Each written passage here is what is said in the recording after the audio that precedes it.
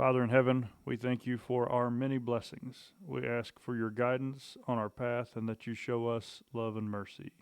We pray that you will help and guide those lost that seek to harm us and our country. So mote it be.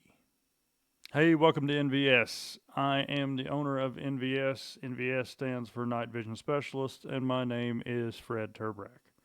So, this is our podcast, and it's informational.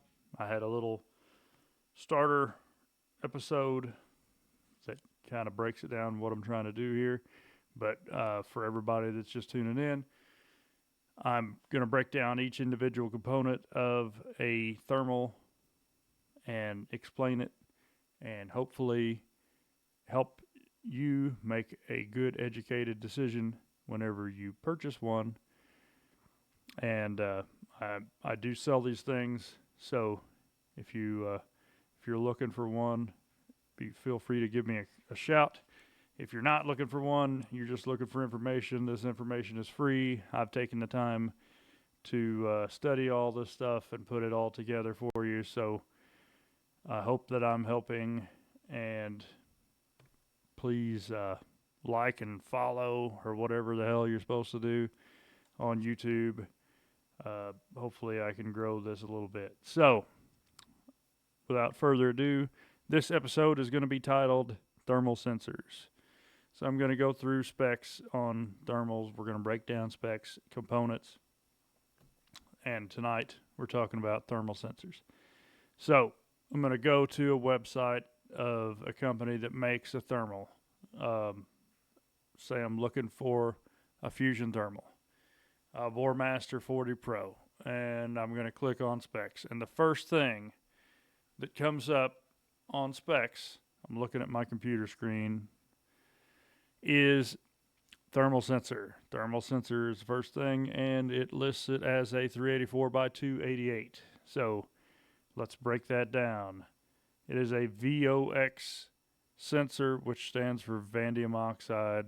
That's what it's made out of. It's an uncooled sensor, and it is a phased array. And when I say phased array, it is one big sensor that's made up of several tiny little sensors. So it has 384 what they call pixels or sensors wide by 288 rows tall of tiny little sensors that are 12 microns in pixel pitch, which is actually just a pixel size.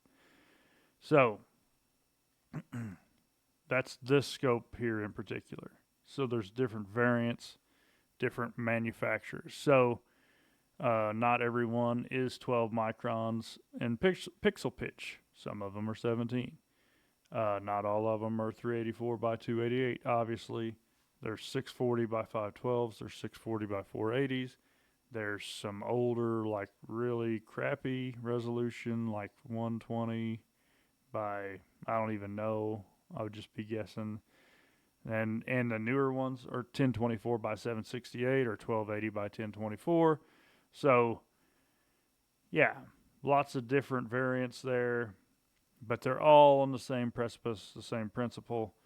They're all phased arrays, one big sensor made of a whole bunch of tiny little sensors. So,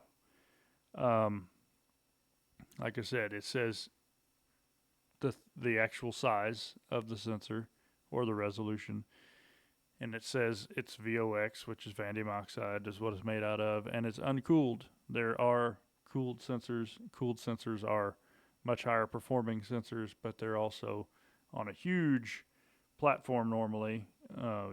I don't think there's technology to put them in a scope, and if there is, it's probably not available to normal people. And so the next column here will say, it says sensor pixel size, which I've already kind of covered that. It's 12 micron. So that's the actual size of each individual pixel on that phased array. So then you'll have the frame refresh rate. Now some of these sensors have capability of up to 100 hertz or hertz, 100 hertz.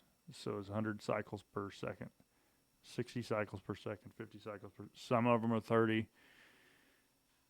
So, but this one in particular is 50 hertz, which is plenty fast enough to have a nice smooth pan whenever you're scanning around. So that's what our first things that we get here, and as we get on down, they go back into some of the sensor stuff like NETD, noise equivalent, temperature difference. That's actually the sensitivity of the sensor itself. So, let's go to like Linred's website and pull up a 1024 by 768. So, yeah. So they're less than 50 millikelvin. And I went into this last year some, like the standards for measuring this NETD value aren't the same across the board. So it's kind of simple for a sensor manufacturer to make theirs look better than someone else's and vice versa. If it is less than 25 millikelvin, that means it will detect differences in heat less than 25 millikelvin. If it's less than 50, it will detect differences in heat less than 50 millikelvin. So 25 is obviously better than 50. 18 would be better than 25.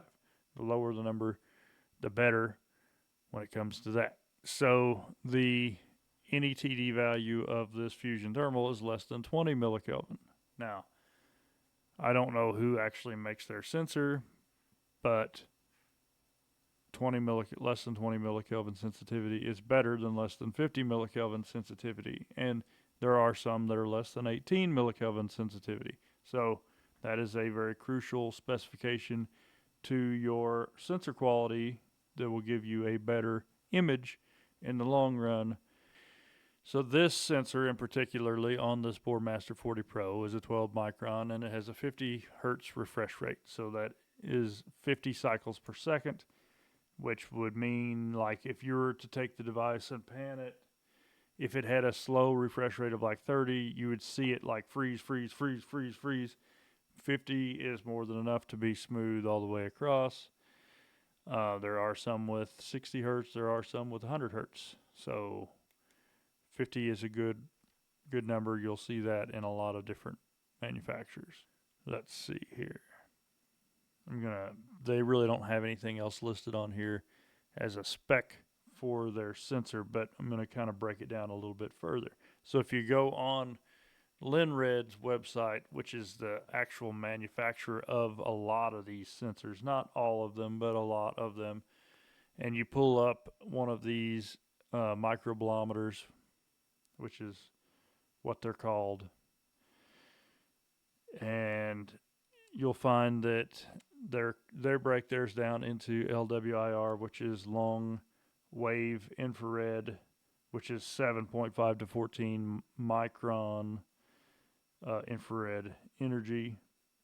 Microbolometer measures temperature by detecting infrared radiation and converting it to electrical signals. Each pixel is a sensor. Smaller the sensor, the more the detail in the image, also smaller footprint for the sensor. And we'll get into why a smaller footprint sensor is important for the objective lens assembly in one of the future episodes. But for now, just kind of bookmark that in your head that the smaller footprint of the sensor does play a role. So, yeah. It's kind of a quick episode, but we can go into it a little bit further if needed. But the gist of it is thermal sensor. They call them microbolometers. Most of them are made out of andium oxide. They're called phased arrays because it is a large sensor. Well, it's not really large, but a big sensor made out of a whole bunch of tiny little sensors They operate on LWIR, which is long wave infrared energy. And neat thing about that is the 7.5 to 14 micron energy that hits it actually heats the sensor up, and that converts into electrical signal, which is processed to the image that you see on the display. So some genius thought all this stuff up, definitely above me, but I hope that you have learned something on this episode about thermal sensors and the specifications of a thermal sensor,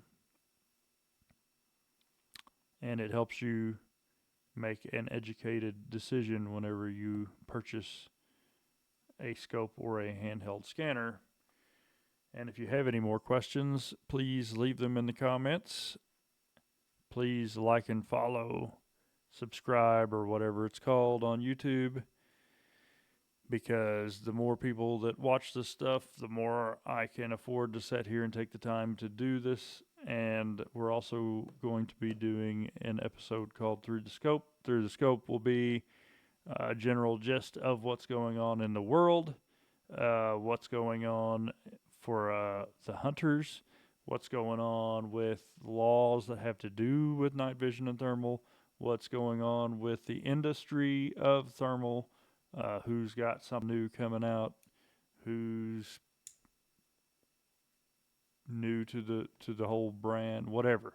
So, and I'll be doing a Q&A episode. So if you have questions and you want me to go further into this stuff, if I don't know the answer, I will find the answer and we will answer it on the Q&A episode. So please like and follow, subscribe, and leave me questions in the comments, or just a comment telling me, great job. Great job, Fred. You're doing a great job. That'd be great. I kind of like stuff like that. So anyway, thanks for watching, and see you on the next one.